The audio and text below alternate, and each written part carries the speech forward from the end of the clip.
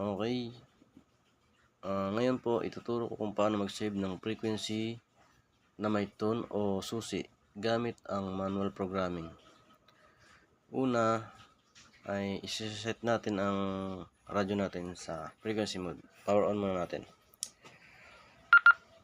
Frequency mode. Ayan, frequency mode.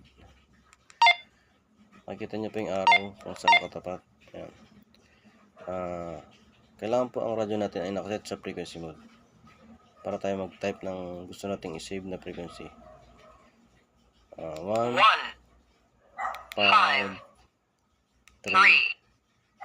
7, 5. 153,095. Yan po ang gusto nating i-save na frequency. Sample po.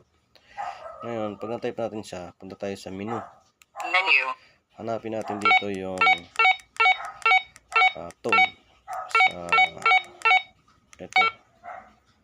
Ito ay tone para sa receive. DCS. Ayan. Tone. Pag napili natin, confirm na natin. Confirm. Ayan. Nakalagay na siya sa tone.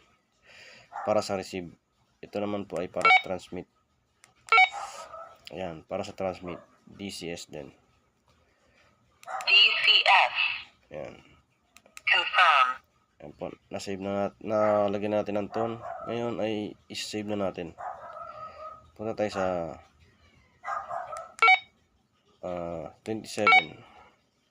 Para mag-shortcut, pwede natin i-type dito yung 27.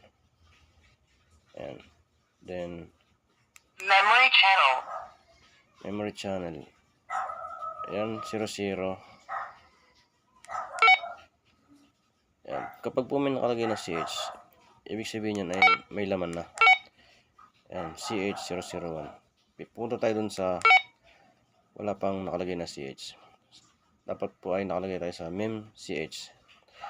Tapos i-confirm natin.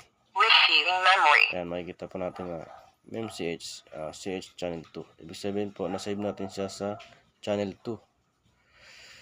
Pagkatapos po ay exit na. Ayan. Ngayon, para makita nyo nakasave na, pipindutin natin itong BFO or MR para makita natin sa channel mode. Channel mode. Ayan po, nakalagay po sa channel 2. Ayan, makikita mo natin sa gilid. Ayan, nakasave po siya at meron po siyang tone na DCS. Ayan o. Ayan, makikita ba natin. Yun lang po. Maraming salamat. Sana po ay mag-subscribe po kayo sa aking channel at mag-like na rin and share. Thank you very big. Hanggang dito na lang po.